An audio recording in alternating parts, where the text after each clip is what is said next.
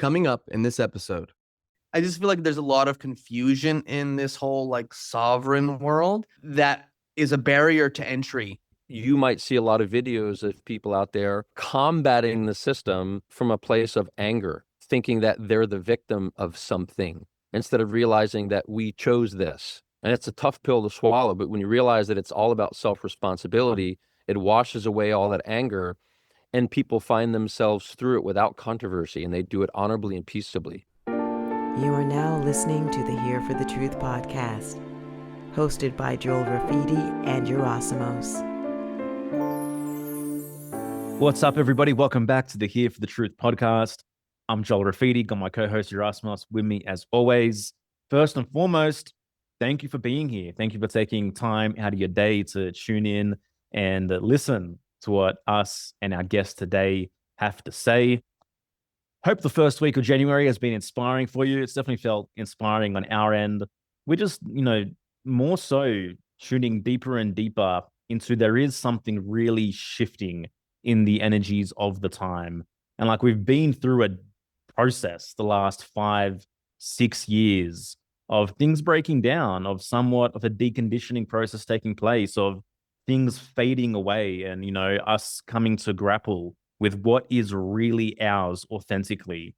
And my personal feeling, not that I'm a psychic or a medium or anything else, is that we're really moving into a time of, okay, what is your authentic purpose? And can you move into authentic action creation now at this point in time?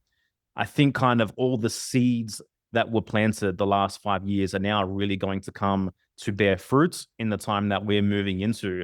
And I think we need to move with the flow of action more so than ever. So who are you? What is your purpose? What are your unique problems that you're here to solve?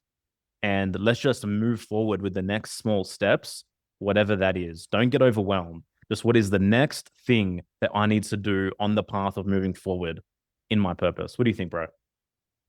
Well said. I don't really have anything more to add to that except keep kicking ass in life and keep focusing on what you truly value. Look at yourself in the mirror every day and ask yourself the simple question, who am I, and what really excites me, and what really lights me up, and how can I do more of that, and how can I inspire others by me walking the authentic path. Yeah, that's really well said, man. And I'm sure we've mentioned this before, but we're really excited about the fact that we now have a vehicle that is available any place, anytime for you to bring this forward within yourself. So as many of you know, we ran 12 live cohorts of our flagship program, Rise Above the Herd, since 2022. And now it is a self-guided process, which means anyone can go to hereforthetruth.com/wrath, RATH, and undertake the program on their own terms, get lifetime access to it, and ultimately achieve incredible results. And we've had many people now flow through the self-guided program, and people are starting to finish it, which is awesome. And it's still as transformational. And I wouldn't mind reading just a recent experience from Peter, who said, "This course has been genuinely transformational for me and stands out as the most authentic of the many courses I've taken throughout my life. What struck me the most was the way Joel and Yerasimos delivered the material with honesty, depth, and a natural unscripted flow that never felt forced or performative. As a longtime listener of their podcast, this course became a powerful bridge between theory and lived experience. It provided a structure and embodied way to integrate conversations I've been deeply engaged with and learning over the past few years, rather than just intellectually consuming them." So I appreciate the kind words, Peter. I'm glad that Wrath was able to do its thing for you. And if you feel the call, Rise Above the Herd is available to you as well.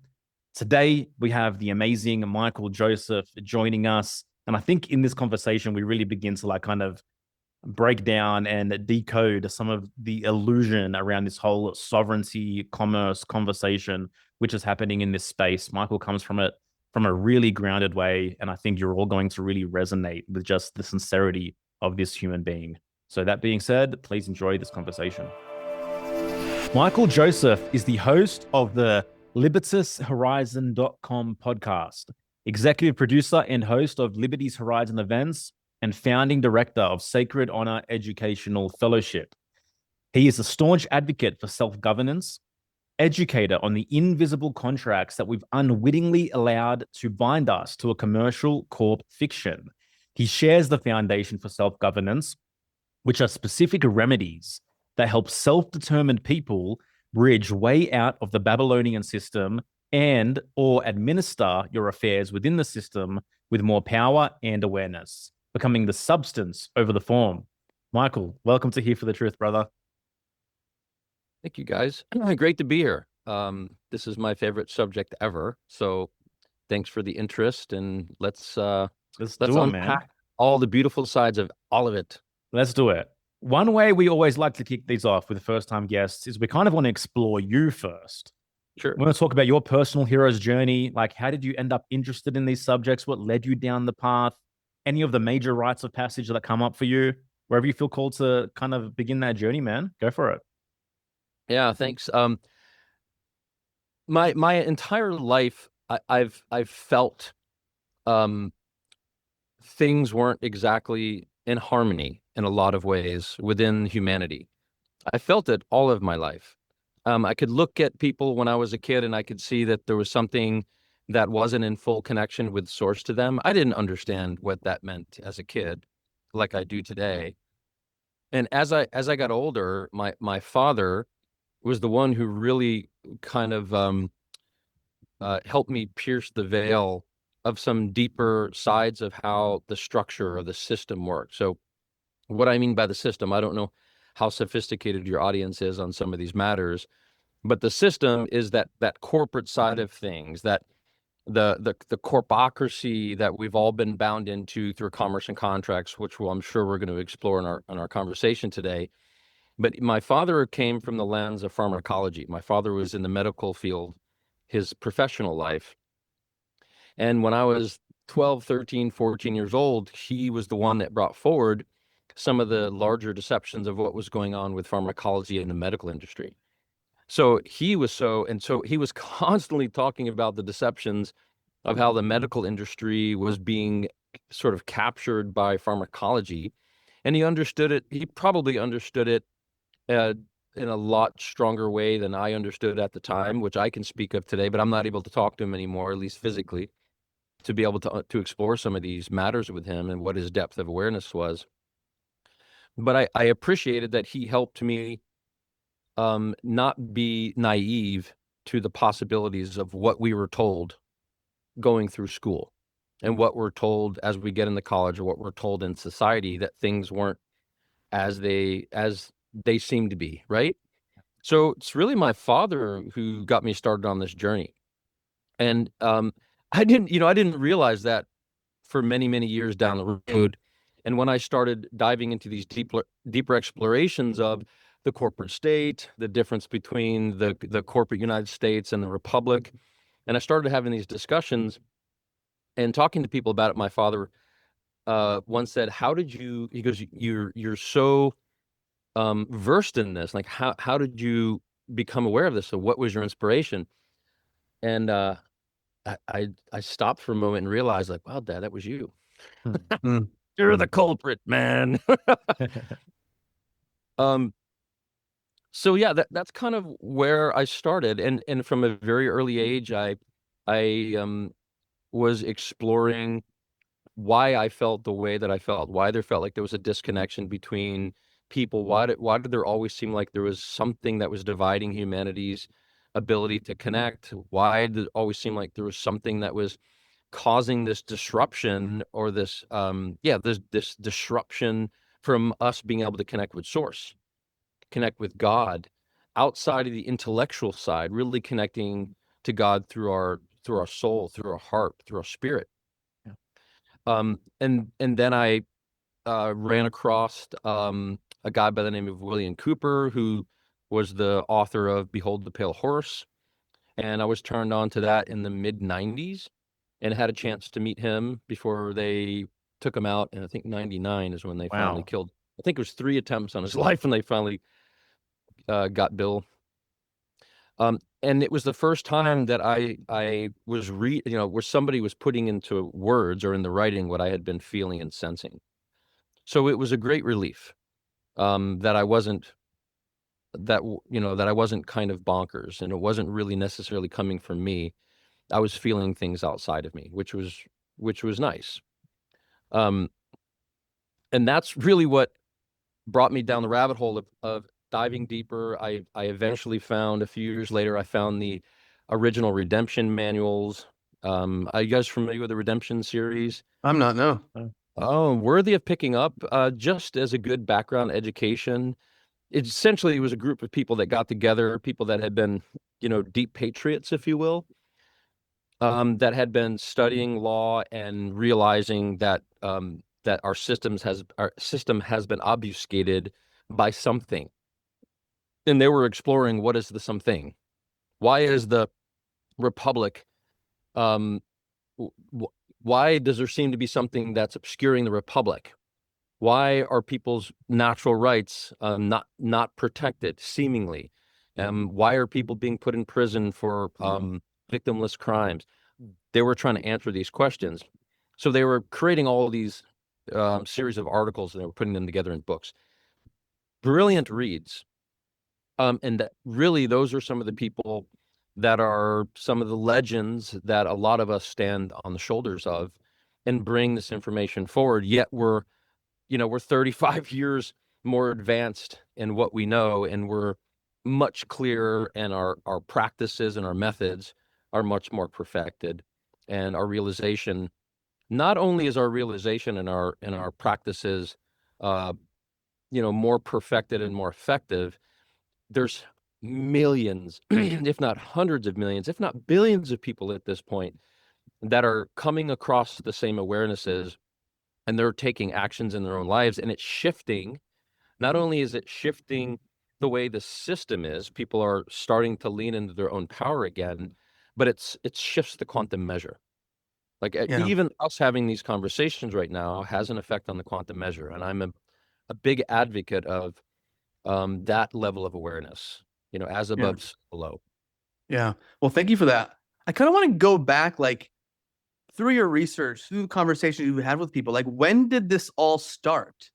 Like, this enslavement of humanity and using law in a certain way. Like, I'm just trying to get to like the Yeah. foundations of it. He literally read my mind. I wrote down, what is the obfuscation and how did it start? Yeah. Right. Well, we're pretty telepathic these days. We spend all this time together, and it's like we finish each other's sentences. We ask the same questions. It's pretty wild to notice. I feel like it's happening more and more and more. I'll put a ring on it soon. I want to be there for that. Okay. Oh, Yeah. So yeah, in your experience, like, where did it begin? Yeah. I can't say I've got a solid answer for that. Yeah. I've gone down the rabbit holes. I put pieces of the puzzles together. I've looked at so many different sides of histories. I've seen so many different perspectives. And the deepest truth is, it's a little bit hard to completely and utterly know. Yeah. So I don't go down those rabbit holes that often. I just tell people there's a lot of brilliant folks and researchers out there that are going down those rabbit holes and bringing forth information, and they're way more into it than I am. Yeah. Sure. I know Yeah. enough to bring me to the point of how the system enslaves people, how the system functions is through commerce and contract. So what I've done is I've I've distilled all that historical stuff, all that high-minded ideas and pontifications, and I boiled it down to what we can actually see, taste, feel, and act on. Yeah. But certainly it comes from, a big aspect of it comes from the crown. It Mhm. comes from these world controllers that, for whatever reason, I'm not going to claim I understand why they want to do it. I just know, and I don't need to know why they're doing it or what their intentions are to know that it's happening. Yeah. So, like, Right. generally speaking, we can agree that the foundations of the United States of America were a set of pretty good ideas. Yeah. And which over Principle. time became infiltrated and corroded and subverted into something that wasn't that. And that's something that even in current generations' minds, we no longer really perceive it as. Yeah. So maybe a good place to start is like, what is a republic? Well, a republic, there's a lot of different republics, but a republic is a group of people, an assembly of folks that come together with a set of principles and a particular way of governance that is where there's representatives that represent the people. So there's a distinction between a constitutional republic, which is what the United States is, and democracy. Huh. So democracy, the easiest way for me to explain democracy in the simplest form is that democracy is more the mob rules. And it's not really backed by a set of principles. So during the whole COVID push and this virtue signaling thing that took place, this emotional state of things, is I would ask people, what protects me or what protects you from our virtues? If my virtues and values are different than yours, what protects me from that? You're telling me I need to wear a black shirt because that's something that you have a value on or a virtue on. But if you're forcing me to wear a black shirt, where is my protection from that? Well, that's where principles come in.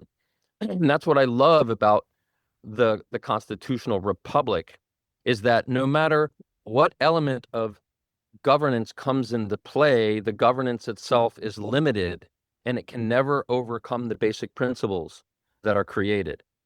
And a democracy, the principles and values, or the values, change all the time based on whims. So that's where they manipulate people through emotional states and lots of propaganda, and why there's always such a sway of things through social opinions, right? And they always talk about democracy, democracy, democracy, democracy, democracy, democracy. But Well, a it's democracy almost is not what we were spoon-fed founded to on. us. Yeah, it's spoon-fed to us throughout much of our, education growing up, that it's the like most ideal situation. It is the situation. And yeah, we're just programmed with this idea that democracy is the ultimate form of governance. Yeah, it's propagandized for sure. But a democratic state can still find its way into socialism, can still find its way into communism, can still find its way into those tyrannical systems. And the thing that's fascinating, and what I've just learned through my own experiences, is that the United States of America, the Republic, the principles, the Constitution itself is still the highest law of the land in the United States of America, the Republic. And it's just that there was another system that kind of overlaid it called the United States Corporation. And we found our way into that corporate system through a series of contracts. And all that does is move us into a different set of rules or a different jurisdiction. And the jurisdictions lie within those contracts. And it seems massively overwhelming to think that just a simple contract can bind us into a whole different set of rules. But that's really how it works. And when you realize the jurisdictions and the contracts you're in, then you have a lot more power to decide what jurisdiction you want to be in. Mm-hmm. So can you give a basic summary of the differences between what is the ideal and obviously this United States corporation that we've entered into, or many of us are in? What is the ideal? What do you mean by ideal? Like He means What the am I- constitutional republic and how we can return to being governed and under that governance. With awareness, education, I think, is probably the number one tool and instrument that I love to bring forward, and millions of us do. When people are aware of the simple truths that the Constitution protects, which is Article 1, Section 10, Clause 1, I'm going to paraphrase. It basically says that the state cannot impede or impair upon the obligation of a contract. So long as you're not harming somebody else's basic principles, then the state cannot make it right or wrong, and they can't make it go away, and they can't be part of it.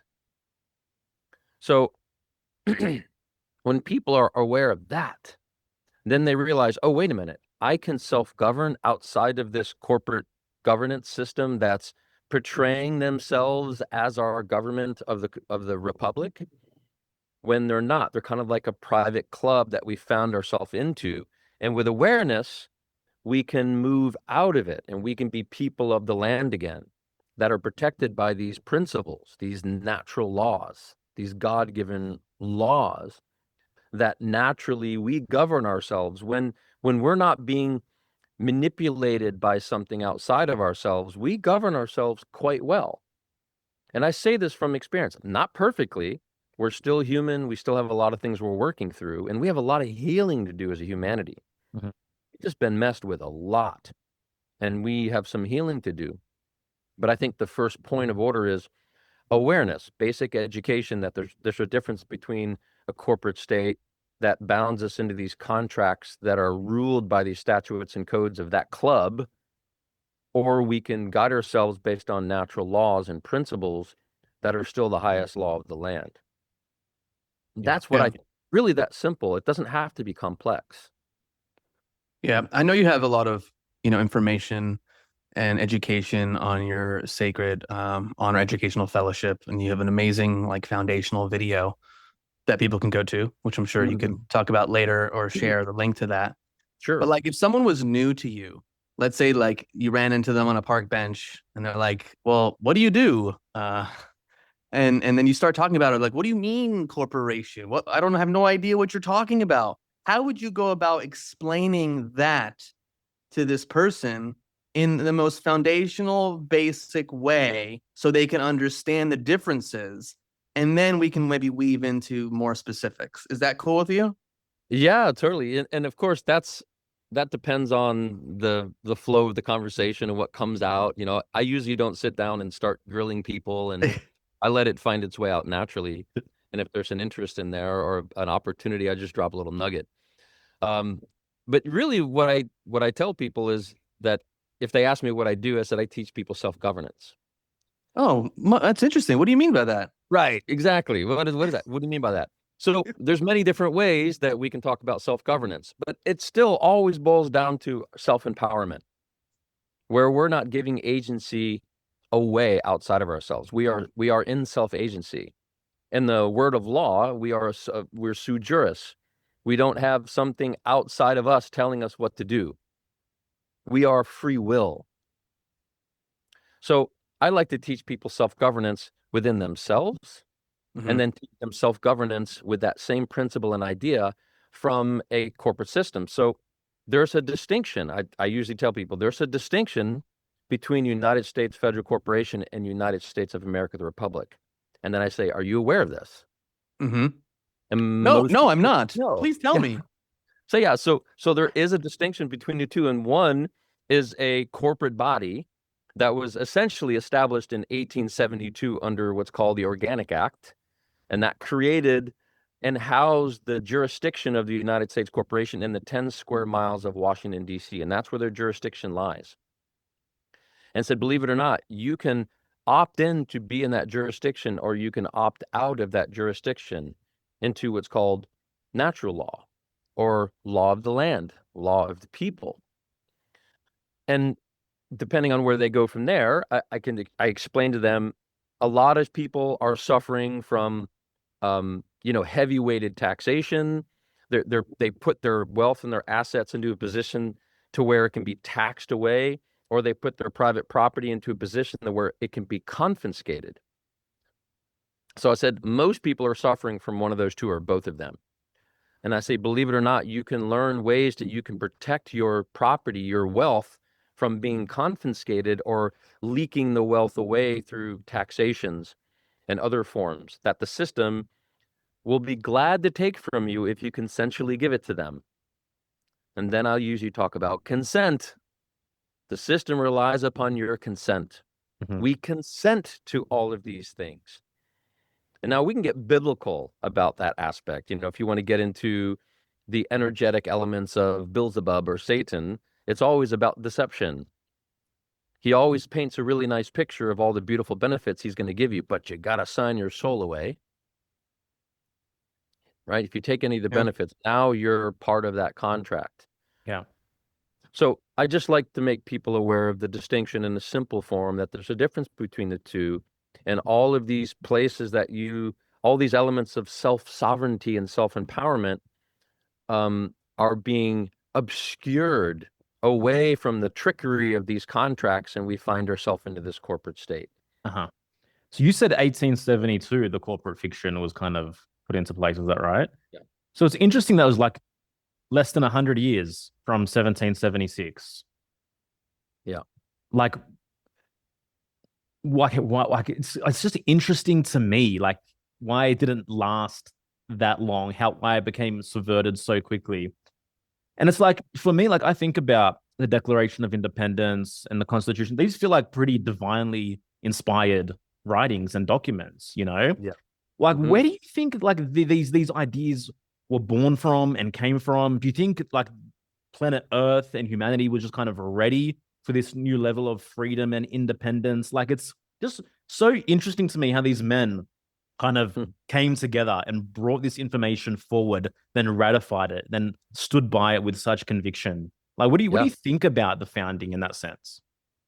Well, the thing that's really fascinating about it is, you know, and I think you guys can probably concur with this as we're in similar chat groups together and we're down similar rabbit holes, is can we really trust our history?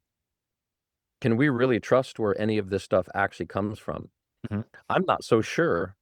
But I do know based on my life experience that tells me that the system is what it is. So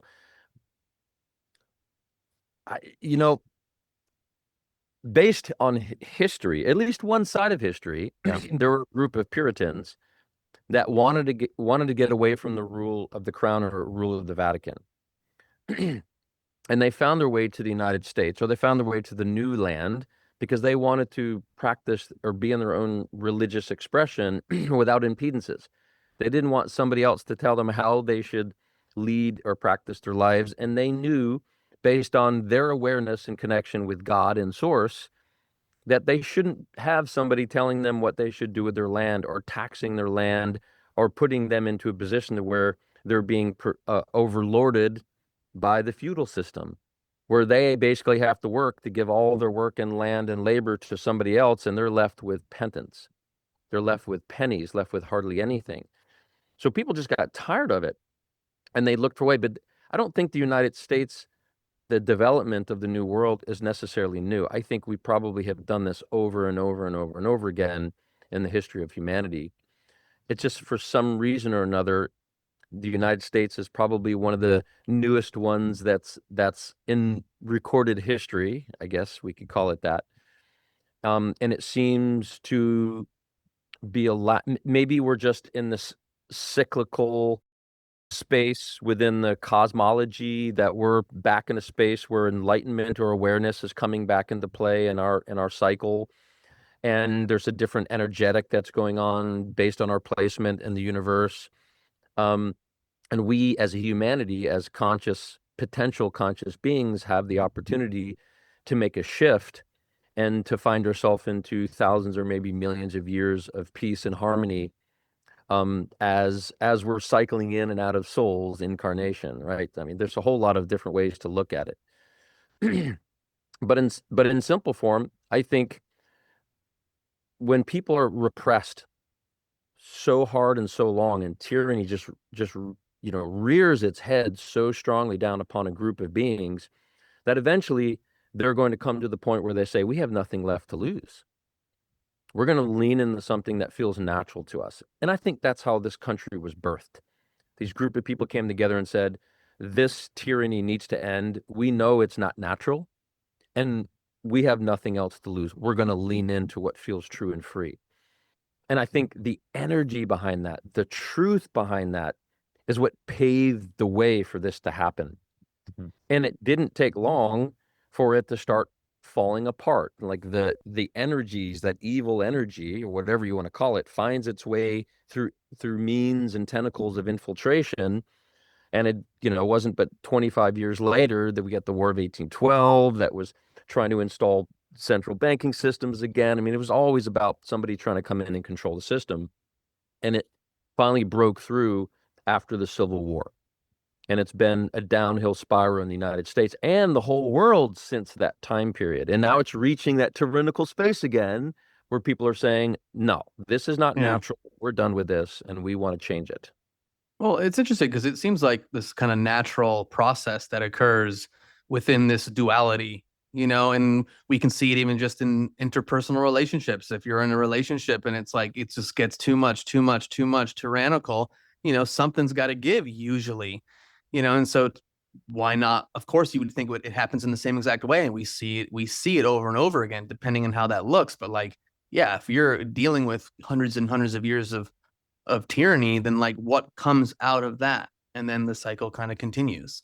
So it's Yeah. interesting to think about it in that way, and that it was just a kind of a natural response to more and more control, more and more tyranny. And I feel like, we're seeing that in a sense now, with what's been going on, especially around COVID and things post COVID, and especially with like, the way technology is being used to impact humanity and control humanity. Um, yeah.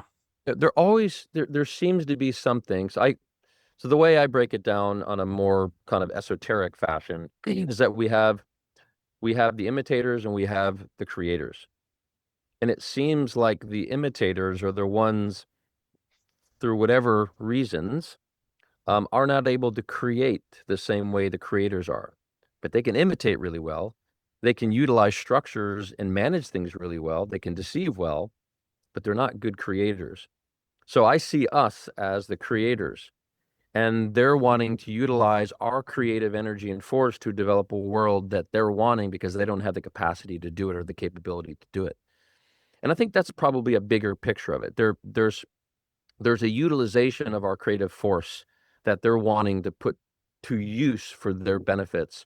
And they have to use a series of deceptions and propagandas in order to confuse us away from our true power and our true potentiality as individual beings and collectives to utilize our energy for what they're wanting to create. And I think that's kind of a simple way to explain. And who those beings and entities are, I don't know. I just know that Yeah. it happens. It's happening. Yeah. Hey, because I'm obviously Australian. I'm not American. I was born in Australia, but I observe America. And Mm. like it seems to me, and obviously we've discussed this in the past, and there's truth to it, that like Americans have come to learn, whether it's partly groomed, partly natural consequence, to kind of hate themselves, hate their own nation, so to speak. And so, how do you perceive that? And do you feel like that part of the path forward is that they come to look on their history and their founding with more reverence again, as opposed to self-hatred? Because it's, a big faction of what we're seeing in terms of the tearing down of the Western values and principles is this inward motion of like self-destruction, like, oh, we now fully believe that we created all the world's problems because we're colonialists and we're white and we're conquerors and all the rest of it. Well, if I was somebody that had a nefarious intention and I was trying to manipulate an entire mass of beautiful people, the best way to do it is to confuse who they are, Mm-hmm. To confuse them from what their past is, and to be very clever at turning it into a story that makes you look like you're the one who did it. Yeah. It's absolute evil genius, and it can be a deep well or it can be a simple well. And I think the deep well is where we get into the over intellectualization of where all these things come from and the psychobabble of how the system is created, all of these nuances that pits us against each other. It's the oldest maxim of war: divide and conquer. And they're absolutely exquisite at creating these scenes and these dramas and these theaters to make us pit against each other in every way imaginable. And I think that's just what it is.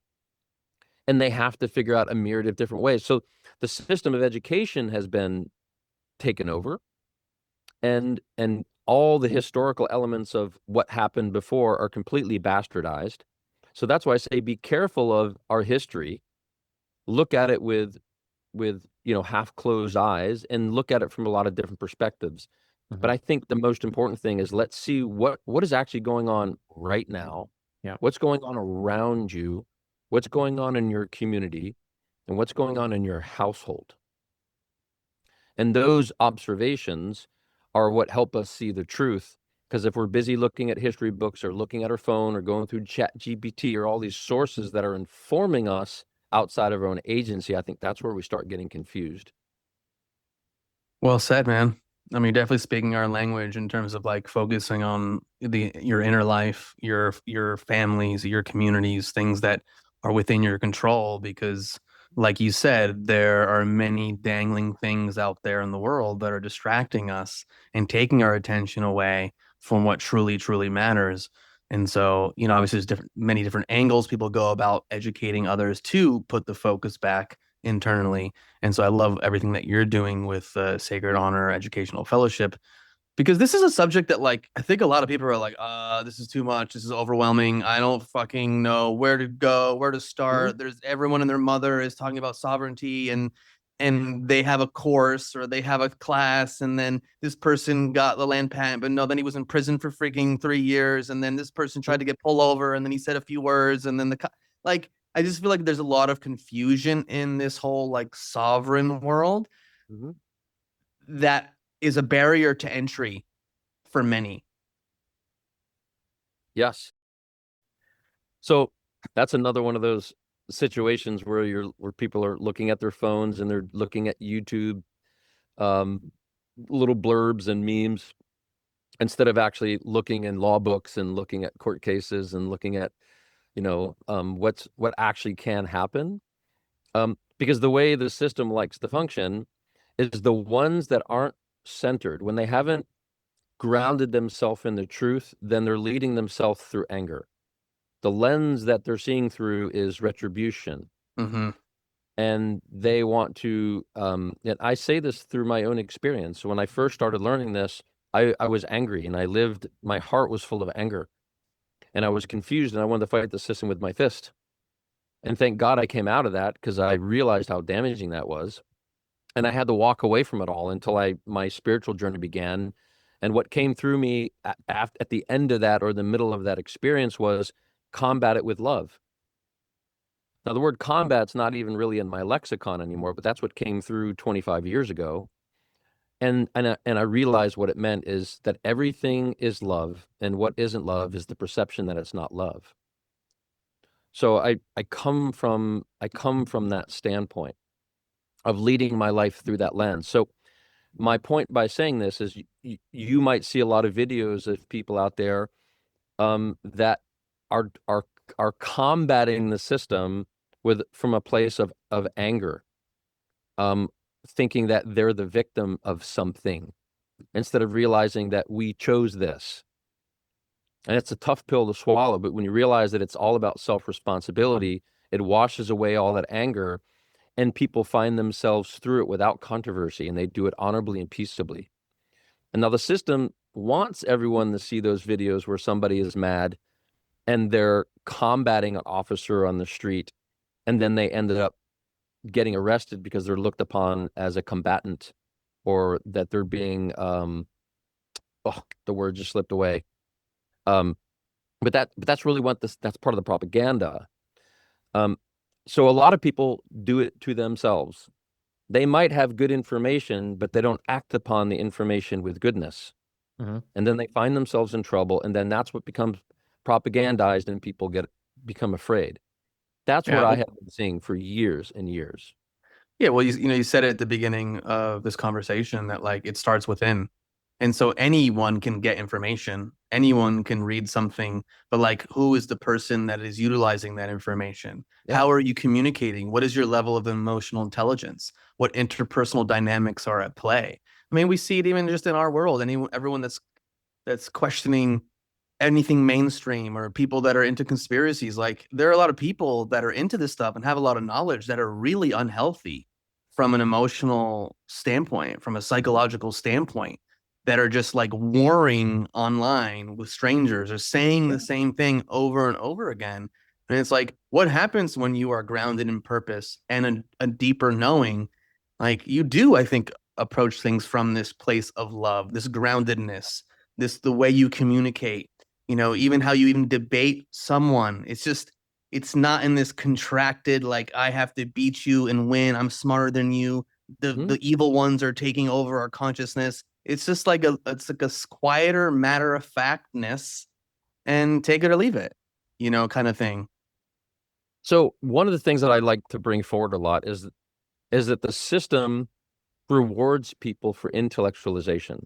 I mean, just look at our whole academic system. They give you a piece of paper for achieving intellectualization, which is a lot of memorization, a lot of analyzation of things in a particular way based on information that they've been fed. So if we only listen to our mind, if we're only listen to the intellectual side of things, then our minds can be manipulated. Our hearts cannot. Our guts cannot. When we learn to tune back into our hearts, into our gut, then that should be our inner barometer, not a book, not a chat GPT, not a, it's we know the truth within ourselves. It's a matter of tuning back into ourselves and finding that truth. So I think that's a tricky thing for a lot of people because they want to argue with you intellectually. They want to try to beat you with their mind instead of listening to their hearts. And I think the ones that find the most success in these spaces is when they're tuned into the frequency of love, they're tuned into the frequency of their heart. It changes the field around you. There's plenty of science that proves that at this point. Just look at Dr. Emoto's work with water. That'll tell you everything right there. How we think, our words, our actions, and our deeds dictate the field that is around us. And it changes. So you can have two identical situations where, let's say, somebody is getting pulled over and one person is grounded in themselves and they see who's before them. They see another living sentient man in love, in a place of love. And that field is held, that resonance is there. And they could have the same kind of conversation with that being, and it changes the outcome positively, opposed to somebody who doesn't know who they are and they want to argue, they want to be mad because their heart is being obscured by over intellectualization or anger or something else going on. That's the filter between their truth. And then they find themselves in trouble. It's powerful. So that's the part of the deeper side of how powerful we are as beings and how exponentially powerful we are as a collective. And the system wants to keep us divided from that higher truth. Yeah. That's the way I see it. Yeah, man. That's beautifully said. The kindness and sincerity in your eyes is really inspiring, Michael. I just really, really appreciate the passion, man. Thank you. Thank you. Yeah. I had a question, but I lost it. But I just wanted to share that compliment. It'll circle back. Yeah. How have you how have you changed as a human being, through your life, in terms of maybe some of the things you learned or some of the awarenesses you had, or maybe some of the mistakes that you made and that forced you into a realm of deeper self-reflection and self-knowing and healing that has kind of brought you to who you are right now, looking at us through these squares with palm trees in the background. Right. Well, I think the two biggest things are getting out of the realm of being a victim and then sharpening my discernment. When when was this? Probably in 92. Believe it or not, I was watching this interview with one of the guys who is in this big popular series back then called Dallas. Yeah, my mom used to watch. My mom used to watch that. Huge. So it was one of the characters in that, and he was just talking about his own personal development, and he said something to the degree of self-responsibility. When I realized that everything that happened in my life was my doing, and that I was responsible for everything that happened, my life changed immediately. And that just rode through me like a lightning bolt. And it affected me so deeply. I think I wandered around in a daze for a couple of weeks until I really got what it meant. That was one of the most profound, and I wish I could remember the guy's name, and I don't know if he's still alive, but I'd love to send him a love letter and say, bro, you don't know how much you affected me with that statement, And I was 22 at the time. I love that you said that, because I feel like so often, like, Hollywood or cinema or movies or entertainment could just get like all thrown into one. Oh, it's fucking mind control, programming, that's all garbage. And yet storytelling is part of our history. Right. There's so much power. Some of the lessons that I've got in my life, some of my favorite memories are from like watching beautiful movies or television shows that had such an impact on me. So I love you hearing that. Like one of my favorite movies of all time, it's on a lot of people's lists, but I just love it, is The Shawshank Redemption. And like that one line at the end that he says to Red, he goes, "Get busy living or get busy dying." Like Right? that single line can be applied to so many things and just sticks with me. It just like it has inspired me for decades.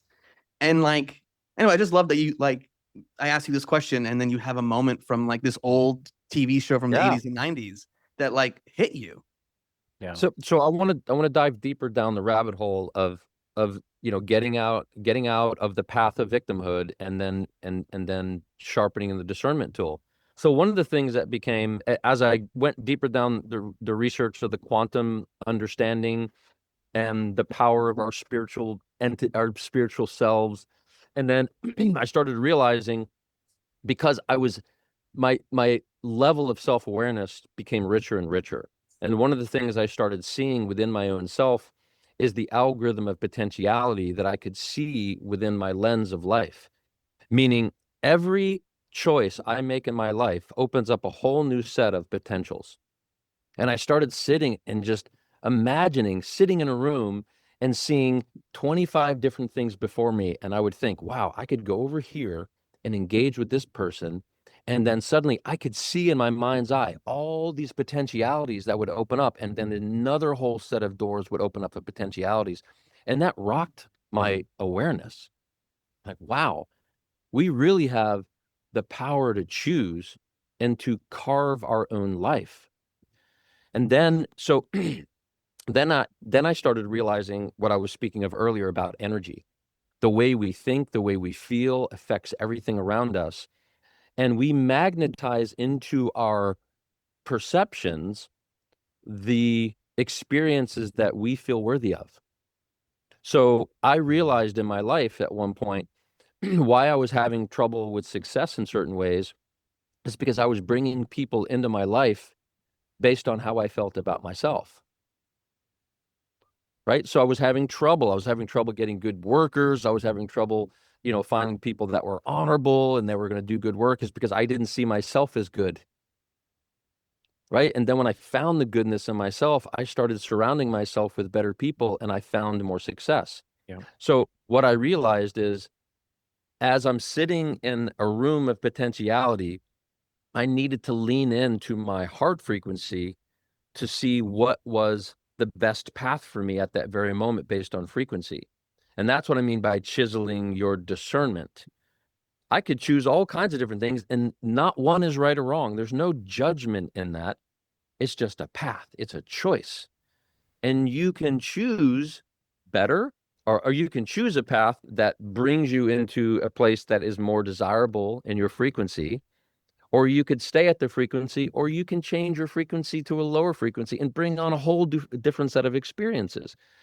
So it's all about self-awareness, getting out of the way of victimhood, and making better choices, discerning more wisely in your life. Yeah. You touched on something really important there, man. It's a core aspect of our work and what we teach in Rise Above the Herd as well. And Nathaniel Brandon says your self-concept is your destiny. Very Right. simply, like how you perceive yourself ultimately determines everything else. It Yeah. determines what kind of relationships you bring in, what kind of colleagues, workers, what kind of dreams you envision for yourself, what kind of work you do. It literally Yes. all boils down to this single interaction within the self of, how do I feel about me? What is my reputation with me? And that's the work. That's the work. That is the work. Yeah. And I have a motto in life: all things true are simple. And when you lean into the truth of that, all this other intellectual hyperbole shit just washes away and you get into the simple truths of life. And that's a simple truth of life. Yeah. And really, if you Mhm. just lean into these simple truths and guide yourself in that way, life does flow a lot easier.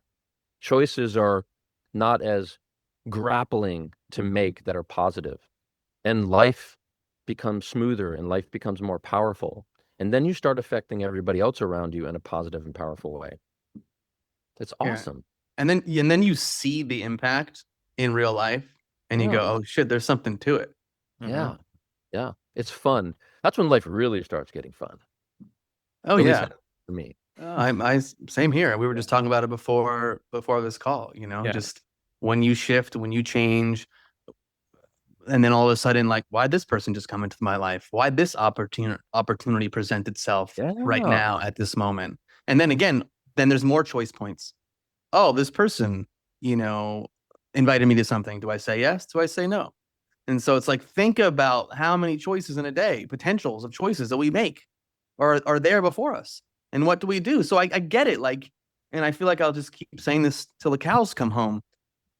But like, there are certain things that are out of our control. We can't always control like who we're born to and the time period we're born into, the culture, etc. But at some point, our life becomes this, culmination of all these different choices Yes. that we make. Yeah. So it's like, you got to look in the mirror and take And responsibility. some people might challenge that we do or don't have a choice as we incarnate into this life.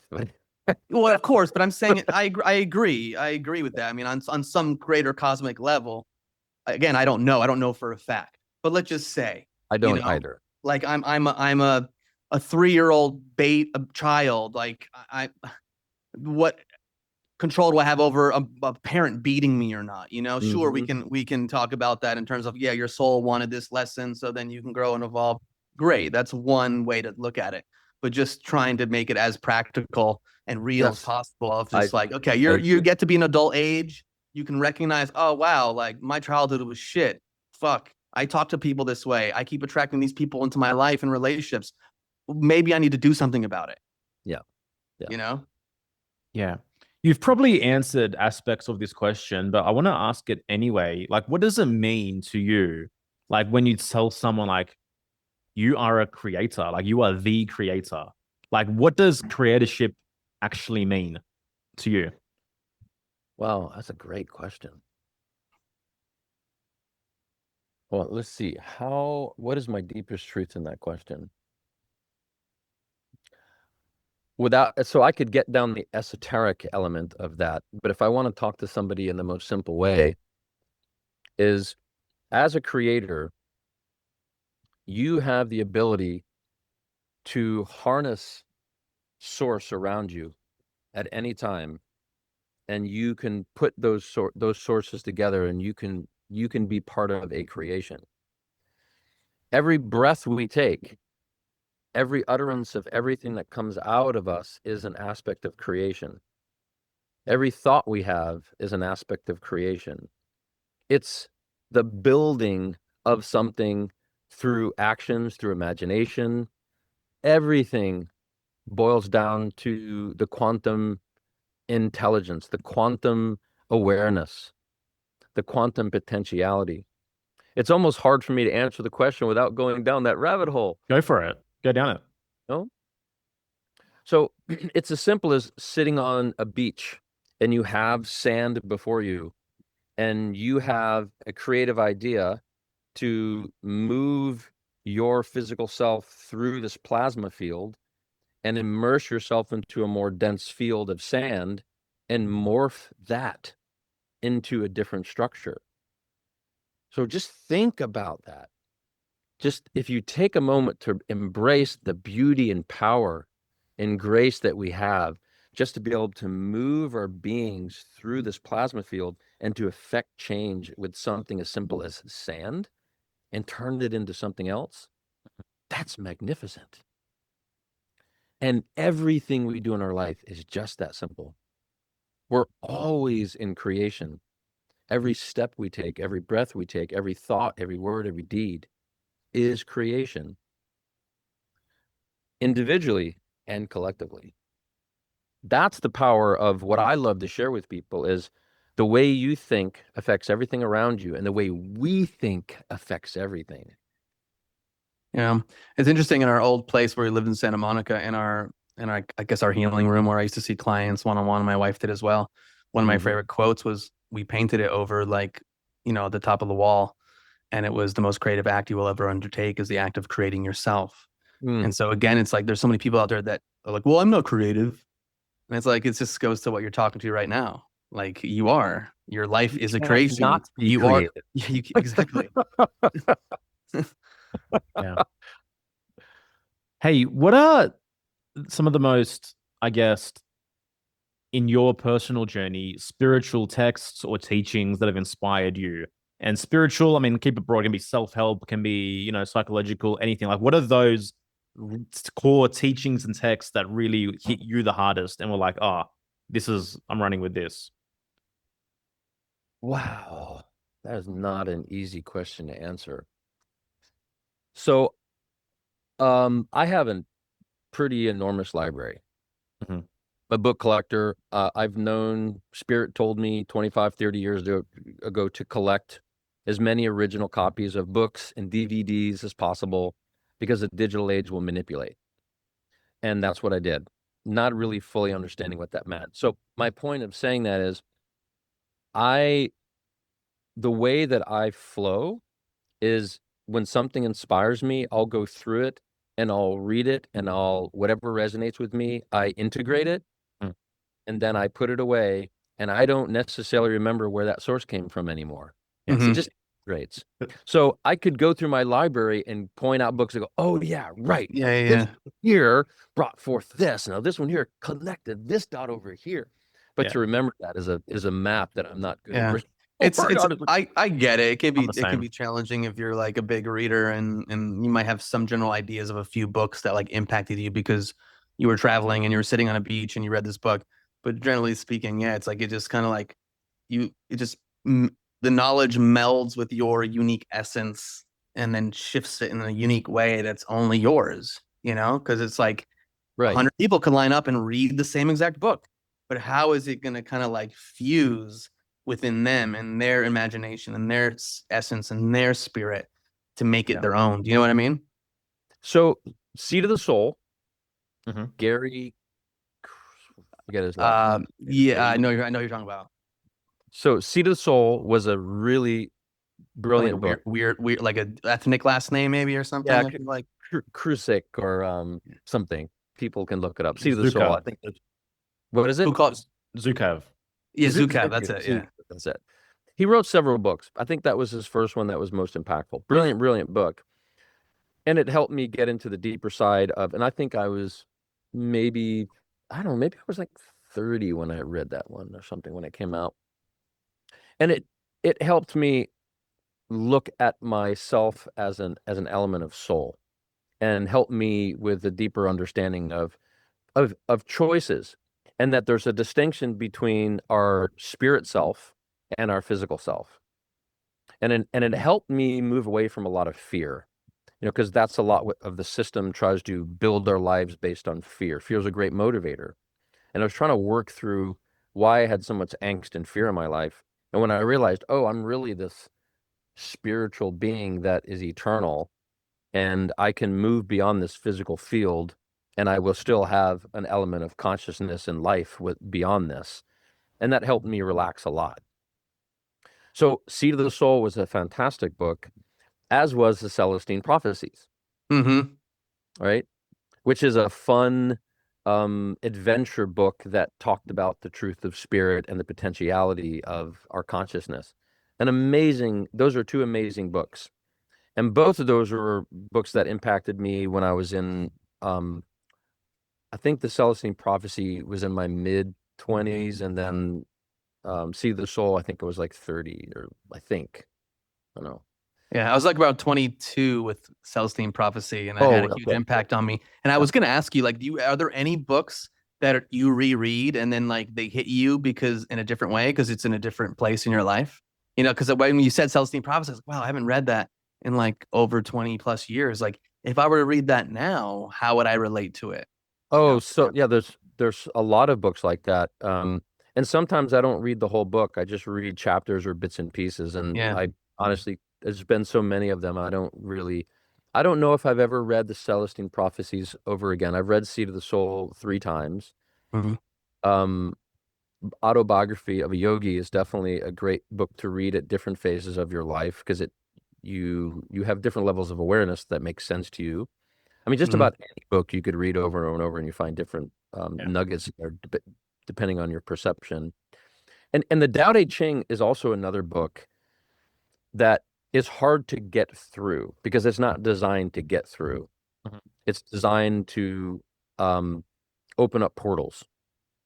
So that's probably one of the most powerful books to where you could simply read a paragraph and put the book down and just meditate on that paragraph for days, weeks, months, Yeah. and then open the book again to something else. Mhm.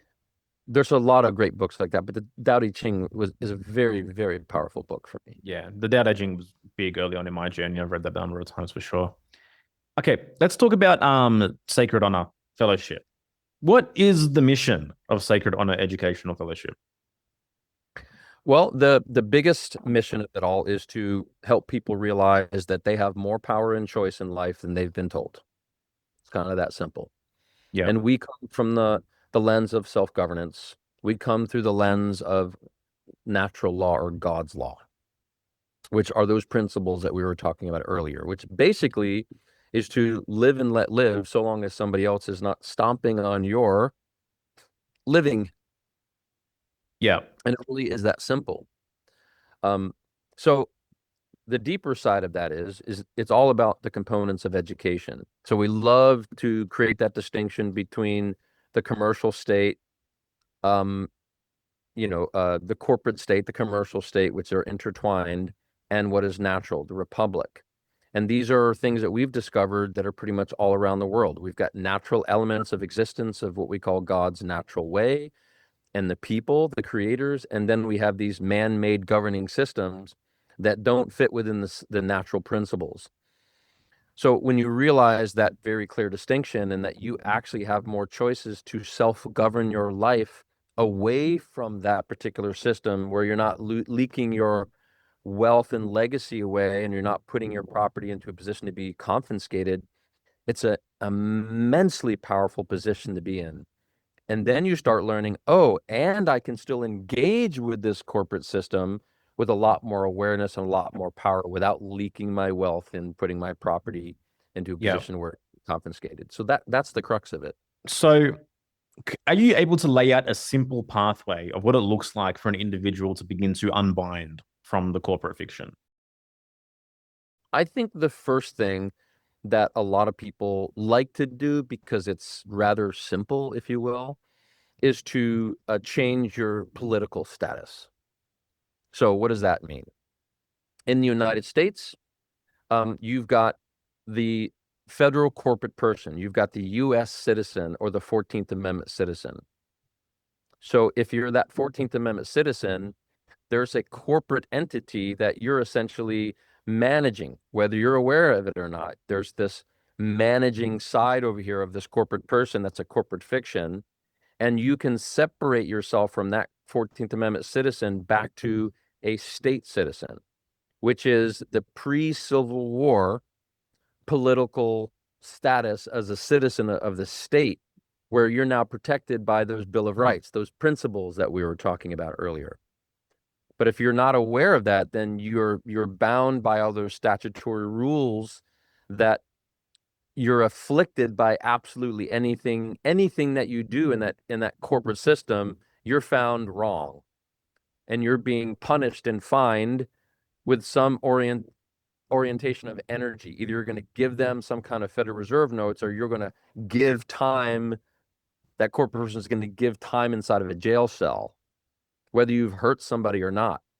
And that's how that system functions. Or you could step away from those things and you could be in the natural system. So that's the first thing that people do. And it's quite easy to do. And we have it quite perfected. It's a process that's been used for, I think, 19 years now, very successfully. And it's not hard to do. Now, a lot of people get confused. They think that's what makes them sovereign. No, it is not. What makes you sovereign is you, the awareness of who you are and the power that you have. This is a political status change, and it's a simple action you can take that changes your political status in the system. So the system now would recognize you as a state citizen instead of a U.S. corporate citizen. So this is like when you change your passport, like the status of your passport. And so Yeah. like So, and there's no difference. Like if you make the change and you go out of the country and you come back in, like at border control, they're not like, you're different. We need to, it's just. Not at all. Yeah. Nope.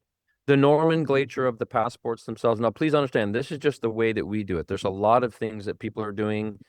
There's a state national folks and American national things. We don't prescribe or subscribe to that in any way at all because it's not visible in law at all. State citizen is not even visible in law anymore. It's called a national, not a state national, not an American national, not even an American. It's national. That's fully visible in law. So we only act in things that are fully visible in law because it just makes it easier. I'm all about making things easy and practical for people. So that's the first thing most people do. So they do that status change. They get a new passport. The nomenclature, the passport looks exactly the same in the United States of America. It's just in the system, you're not subject to all those statutory infractions and such, especially if you haven't harmed anybody. If you've harmed somebody, well, that's a different matter. So that is the first thing that most people do, and usually the easiest thing. And it's an important thing for people to do, I think.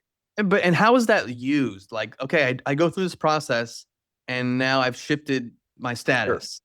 Sure. Yeah. In what can you give me like a real life situation where something would occur and then a person utilizes this information and knowledge and goes, well, I'm a national now, like you can't arrest me or whatever. Like how is that knowledge and these actions that this person have taken to change their status, how does it help them in real life situations? Well, the simplest thing is when you're a state citizen, you're not subject to all the federal tax codes. That's probably like the biggest thing that most people learn and they love and lean into. So a lot of people that are employees of or corporations, when they're in that status, it puts you in a position that you're no longer in the status or needing to pay those income taxes as a federal citizen. That's pretty huge for a lot of people. I don't personally use it for that because I set things up in a totally different fashion, but there are people that need to do that. So there's one. The other one is when you're traveling, there's a distinction between traveling and driving. Mm-hmm. If you're driving using a driver's license, now you're in the jurisdiction of that particular corporate state. But if you're traveling privately and you are in your private conveyance or your vehicle and you want to give them identification, which is a smart thing to do because that relaxes them. You don't want to argue with somebody with a gun in their holster. I give them my passport card, and when they pull it up into the system, there's a code that they understand, and it's a do not detain code, which means essentially if you haven't harmed anybody, you're not in their jurisdiction. And they give you your credentials back and you drive away. And that has been our experience. It's not a license to be an asshole. It's not a license to be belligerent. Always contain or hold yourself in a place of honor. And law enforcement is specifically educated on this code when it comes up? Of course they are. They have to be. They don't like to tell you. That's part of their kind of rules that they can't give you information. It's not their position to educate you. Yeah. But we actually have a video where there's a sheriff. After much prompting, the sheriff did admit that what was on the code in his system said is a do not detain code. So as long as they're not hurting anyone. So let's say they're speeding. That's pretty basic. Then it's like you give them information, they go back, and then they come back to you and they go, have a nice day. But like, isn't there the potential for like hurting someone by speeding? Like, how does that work? There's always a potential to hurt someone. Okay. Absolutely. They can't. And Okay. then we're getting into, what was that movie called? Minority Report. Minority Report, right? Oh, we think it's going to happen. We're going to put you in prison for it. Okay, cool. So I'm just throwing examples out there. So that's one. Okay, let's say the cop comes to the front window and he just sees like a bag of cocaine on your driver's side, and then you shouldn't be. What are you doing with that? And you're like, here's my passport. And then he goes back and then he's like, enjoy the cocaine. Have a good night. Like I know these are a little ridiculous, but I'm just trying to like, He's trying to find some boundaries. Yeah, I'm just trying to get just to understand this principles more clearly. Well, I still always come from a place of honor. Yeah. And also reasonable sensibilities. Okay. I mean, if you're pumping blow in your face and you got Yeah. a blow all over Yeah. your dad's You should floor, hide it. Hide the yeah, I mean, cocaine come before on. the cop shows up to your window. There's like Maybe you blood need dripping to from go your to jail for a nostrils. while. I know. Okay, So I know good. I don't know how to answer that question other than saying have some sensibilities Okay, about good. Cool. No, I things. figured, but I was just curious, even just from a legal standpoint, if that makes you immune, like you being an idiot with cocaine on your nose and a baggie on the wind, like whatever that's called in the car, that would you get away with it? That's what I'm wondering. It's okay. I'm just being a little ridiculous, but Well, so if you want to get into the legal and lawful side of things, cocaine, all of those are statutory, commercial, corporate rules. They're not natural. There's nothing in the Constitution says that you can't take natural things and put things in your own body and damage yourself. There's nothing in there that says you can't do that. If you want to kill yourself, all right, that's up to you. Just don't hurt other people. So okay. lawfully, no, there isn't anything they can do. If you're out of that jurisdiction, they really can't do anything. However, it doesn't mean that they couldn't kidnap you Yeah. And and they that couldn't try. kidnapping Yeah, yeah. happens. Yeah. Yeah. Doesn't mean they won't try to make your life more difficult and cause more issues. And it goes back Right. to what I said again in the beginning, like how do you Energy. approach a situation? Yes. All right, I'm sure if you you're convinced your Asmos he's changing his status now based on the answer. That for the record, I live a sober life, but I was just curious, Nothing to see here, folks. Nothing. Yeah. Love it. Okay, so obviously, a big pull for individuals is like, how can I pay less tax, little tax, or no tax? Yeah. And you kind of hinted before that you've set up your, I guess, personal business in a different way. You want to explore that for a little bit for those that are curious? Sure. So I'll open up the door a little bit more to the fellowship and what we share. So within the fellowship itself, we have what's called the Foundation for Self-Governance, and it consists of 4 pathways. And the 4 pathways are national status passport, trifecta, allodial land, and equity. And they all work individually, powerfully in their own way. But as we've bound them together, they work magnificently in the world of self-governance when you're wanting to build your life in the private ledger. So I come from the lens of private ledger, public ledger. Public ledger is that corporate United States, the corpocracy, the banking systems, uniform commercial code, all those contracts that bind you into their rules. And then you have the private ledger, which is everything that's protected within the principles of the Constitution and natural law, which is outside of the corporate United States. So each one of those helps you build the life in the private ledger so you can build true wealth without leaking it through taxation and without putting your properties into positions where it could be confiscated through contracts and all kinds of rules that they have. They're very, very good at that, very clever. Yeah. So the first one was national status passport, which we talked about. And by the way, they're not in any order. Some people come in and they go right to equity. Some people go right to trifecta. Most people go to trifecta. And then they do their national status passport and they do a load of land if they've got land. So there is no particular order. It's just, where are your needs? What are you up to? What do you need help with? If you've got a major crisis, a lot of people like to come in and express equity to settle and close that matter in the public system while they're building their life in the private. If they don't have a lot of major tax matters or legal matters, then they'll build their life in the trifecta, which is a set of structures, church, trust, and private associations or unincorporated associations. It's where you're building your life in that private ledger. This is where you start building your wealth through trusts and through private associations. You're establishing your business through private associations, and you're not contracted in with interstate commerce, right? So you're not putting yourself in the position where they can come at you and say, hey, you owe us taxes. Hey, you need to be a tax collector on our behalf with sales tax, even though we're not paying you for it and you didn't consent to it. Yeah. Right. So it removes you from all of those statutory oversights. You're leading your life now in the private. And it's really not that hard to do. You build your life in that private ledger, even if you've still got public entities, you move those public entity elements back into the private eventually, or you remove those public entities like LLCs and C Corps and S Corps, and you build it all into the private. So for instance, Sacred Honor Educational Fellowship is a private association. It's an unincorporated association, which means we didn't ask the state for permission to exist. And we've been around for years. We don't have any public presence.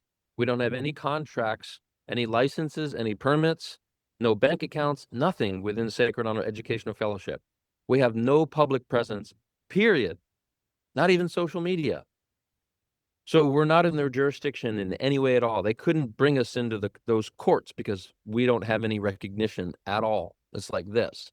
So how does that work though? Like obviously, like you offer services and education, and people donate or pay money. I don't know what lingo is. So then how is that? Like you just stuff it under your mattress, or like do you have a bank account? But like this is where I'm confused. Don't you stuff it under the mattress? I hide it in the curtains. He stuffs other stuff under the mattress. I stick it in my socks, really. I stick it in my sock. The big socks. No, so the way that the trifecta works, it's 3 parts: church, trust, and private association. The church is what creates the jurisdiction. It's the divine law. And then it doesn't want to navigate in the Babylonian system of commerce, so it bestows open a trust. Now, according to law, that church and trust are bound as an integration. A private association like Sacred Honor is also an integration of that church through contracts. So the integrations come through contracts. So we teach people integrations. We teach people how you integrate them all together through contracts and through a body of association. So people that are part of the church, that are part of the trust, that are also part of the association are now all part of the integration. And it's very visible and very recognized in law if it's ever challenged. So Sacred Honor doesn't hold a bank account, but the trust does. Gotcha. Okay. So everything goes into the trust, right? So we navigate a lot of the affairs, the fiduciary affairs, through the trust. And there's For example, if you were to have like social media, that would happen through a trust.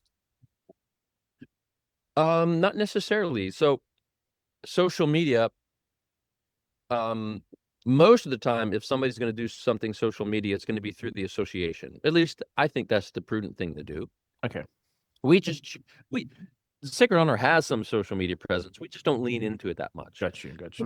We like to be like exceptional when it comes to remaining private. However, we're probably going to express a little bit more in social media as we go.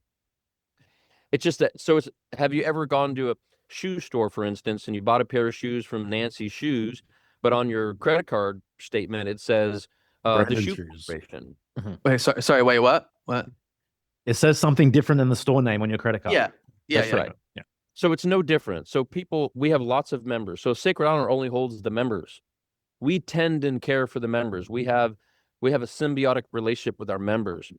But all the contributions and donations and everything that they make all goes into the trust, and the trust manages those affairs. And it keeps it clean. It also separates liabilities. So there's a lot of very, very clever reasons why we build these integrations in with each other and allow the trust or trusts to be the fiduciaries. And also the trusts help divide up the liability of assets. So if one trust finds its way into trouble, it doesn't affect all the other integrations, et cetera, et cetera. Yeah. Yep. Can you explain the land patent thing? Because we're hearing a little bit more talk in the mainstream. Even like I feel like why am I forgetting his name? Robert DeSantis was talking about we shouldn't have to pay taxes on the land, where we live, and even in this whole sovereign world, I hear people talking about it like shit, like take control of your land. Again, I don't know if they're using that language, but where you don't have to pay taxes on your land. It just seems like that's a huge expense for a lot of people, depending on where they're living.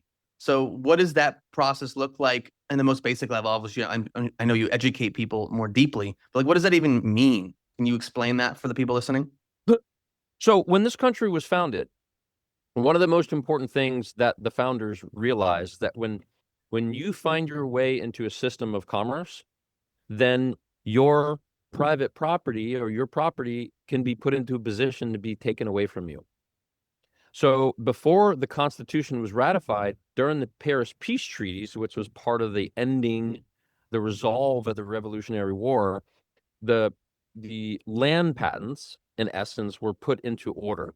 So basically what that meant is that the crown, even though they had no authority to do this anyway, but I'm not going to go down that rabbit hole, granted the lands to the United States government in a trust, so the land could be granted to the people who claimed it.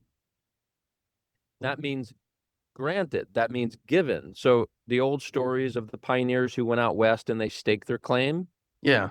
those are land patents or paper patents. And they didn't pay for those. These were people that were homesteading. They were going out west to homestead. And then those lands were granted to the ones that claimed it. So, and that means that the land was claimed to be unencumbered, which means not taxed or not taken away through any kind of commercial encumbrance like a mortgage or some kind of a liability like that, which is all commercial. This is a private natural law thing where people could hold their sovereign selves on sovereign land without the fear of it being taken away from the system, taken away by them from the system, to be clear. So that's what the land patents were originally designed for, and they're still there. They lie dormant today. And there's methodologies that we share with members where they can what's called perfect their land patent. And there's a way to do it, and it's very effective. Is it harder for some than others, depending on like the history of the land and That's how? right. So, yeah, sometimes they can be kind of complex, especially in the original 13 colonies. The information is a little bit harder to find when you're doing historical research all the way back to the original grants. Mhm. But it's very rare. In our experience, it's very rare for people to find overly complicated situations and matters, at least in what we call mainland United States. Hawaii, it's a different animal. Not all patents, not all the lands in Hawaii were patented. It's a more complex matter. But in simple form, most people can pull forward their land patents, they can perfect them, and then they can record them in the county recorder's office. Where the challenges lie is enforcing them, because the system is so ignorant of truth and law that they allow the county attorneys to tell the clerks rely upon the county attorneys to tell them what to do and when to do, how to do it, because they don't know. They haven't been educated on true law. They've just been educated on statutory commercial system. And that's all against the deeds, not the land patents. So land patent is called superior title of all the lands. And it still reigns supreme today. The Supreme Court has no bones about the power of the land patents. Where the confusion comes in is sometime in the 40s, 45, 46, prior to that, when you would buy a piece of land, they would actually give you the land patent with your deed as you were recording it in the county recorder's office. The globalists wanted to obscure those land patents. They wanted them to go away, so they hid those. Now the county recorder's office don't even know what a patent is. They might hear about it now. There's a lot of people talking about it, so they're being taught, oh, that doesn't work. That's nothing that you can record here. So we have methods to help people get things recorded where you're not actually talking about your patent at all, which is prudent. But the important thing is that you're getting it recorded. Gotcha. So let's say someone goes through the process of getting it recorded, but then you're Yes. dealing with these people that aren't educated on it, and then you choose not to pay your yearly property tax, and then either, I mean, they probably wouldn't show up to your door, but they'd send you a letter, and then there's ways to then handle like responding to these letters in a way, and then you may have to end up in court or not. Like I'm just Yeah. So this is our awareness and practice. If somebody, it's really rather prudent to just go through the entire process from the very beginning. Mhm. When you're done perfecting the land patent and getting it recorded, it's best to just go ahead and take it all the way to the Supreme Court. If you've got the means and the time, you want to bring that land patent all the way to Supreme Court, and Supreme Court has never swayed away from the direction of the land patents, which means that the county now has no power over that land. They can't tell you what to do, when to do, how to do it, and they can't tax that land or anything that's on that land unless you're hurting somebody. If you're doing nefarious shit, well, that's a different matter. But if you're being an honorable man or a woman tending to that land as a good steward, you won't have any bones. So if you're growing coca plant on your property, you're okay. Well, sorry. yeah, I just kidding. that goes under your mattress. Yeah, Your yeah, smoke yeah, goes under your mattress. yeah. Not even in your socks. That goes in your mattress. Yeah, yeah. So Okay. there's many different ways to enforce it. So one thing that has been true in my observation and from a lot of my mentors' observations over the years is when the people start shifting with their awareness, the system starts changing to counterbalance that. So now that there's more and more people in practices of self-governance, and claiming their land patents and such, now the system is making it more challenging for people. So enforcement is something that you almost have to follow through with from the very beginning. So there's many different ways that people can express enforcement. And one is you can ride it all the way to the Supreme Court. You can use what's called equity jurisprudence and discharge the notices or the tax presentments that the county gives you. You can actually discharge them. Or you can actually bring the matter to the local courts, and you can, I'm just being very simple here, you can bring it to the Yeah. local courts and you can have the courts prove that the county never had any authority or power to tax or regulate the patent. And the courts can't prove it. And then when you've got that proof, then you get what's called injunctive relief, which means the courts file an injunction or a notice to the county stating that they can't take any actions on your land. So there's ways to enforce it. And land patents are probably one of the kind of trickier things that are Yeah. in practice, because when the World Economic Forum and the globalists say you will own nothing and be happy, they mean it. And they're leaning into that harder and harder every year, yet we're getting smarter and smarter as well and more effective. Yeah. I think we're going to title this episode "How to Be a Legal Cocaine Supplier." Right, right. How to move This is it the first thing mattress. that just came to my head when we were talking about the driving thing. Then of course I had to follow up with that other joke. Do we need to have an Hilarious. intervention? Is there an Yeah. intervention? Hey, do any of your any of your services applicable to people that aren't US citizens? Yeah, so equity itself is recognized internationally. So the way that equity works, it's a challenging subject for me to pick apart in just such a short minute here, but I definitely recommend people go into the fellowship, become a general member. It's complimentary. Yeah. And you can watch an edumentary that I put out last year called Breaking the Spell. Great edumentary. Thank you. Thank you. It's an hour and 4 minutes long. It's an hour and 4 minute commitment to your life to help start that process of rewiring how you see yourself within the system and how the system really functions. And it's very inspiring. And it's not designed to watch once. It's designed to go over and over as you're learning. So we have a lot of members that, as they're going through their learning process, they go back over Breaking the Spell, and it really helps them break things down. And that's, as we were talking earlier, how many times, what books have you read 3 or 4 times in your life? And it's that. This is one of those documentaries that you watch, and it opens those doorways as you learn. Yeah, man. No, I really loved it. We watched it together, actually. I think Oh, cool. you could have a second career as a voiceover artist, I think, if you ever decide to. I've heard that a lot in my life, actually. Yeah, no, for real, for real. It was very, very well done. Like the production thank you. quality, just the way it's able to impart the message so coherently, like it definitely hit me for sure. So I do recommend it. Michael, man, anything you want to say in closing before we wrap this one up? Oh my gosh. Anybody who watches this, whatever doubt mechanisms that might come forward, whatever fears that might come forward, I absolutely assure you that you can do this.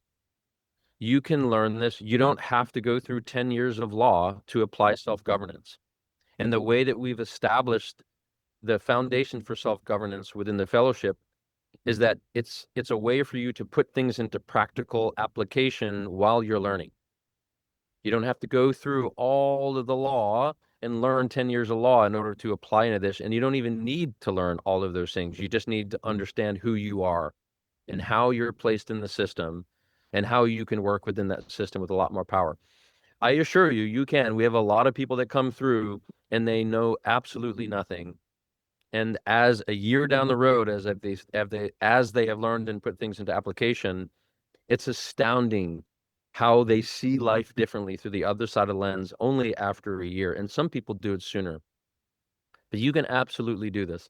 And it is probably one of the most empowering things that you can not only do for yourself in your lifetime, but you can do for your children and your grandchildren and your family and your community. I feel Love that. it, man. Yeah. And what is the exact website that people need to get to? Sure. The easiest thing to do is to go to sacredhonoref.com. And should I put it in the chat or? Oh, we have it. We have it. have We'll it. put it in the notes so people have it. Yep. Yeah. Sacredhonoref.com. It's complimentary to become a general member. You've got some options. You can become an active member, and it opens up the doorway to a lot more educational information.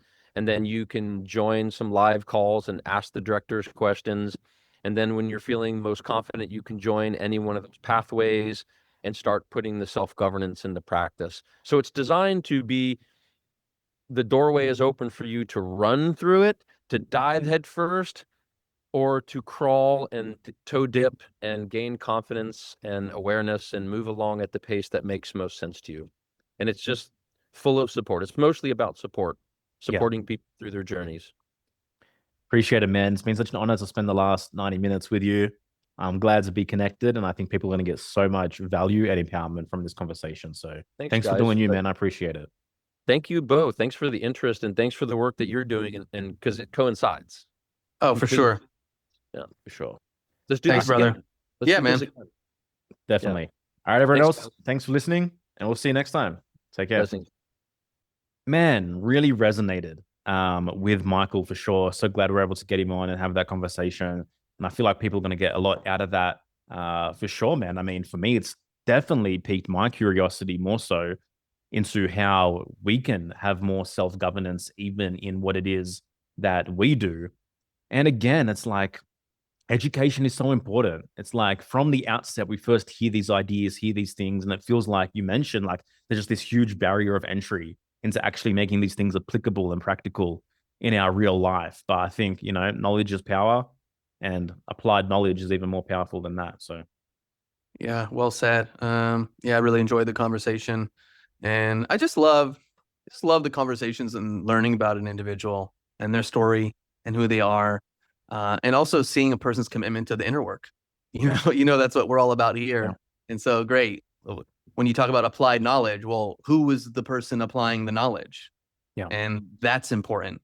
And we talked about it obviously in the episode. So yeah, I'm excited that y'all were able to listen to this and can't wait to see what comes from it.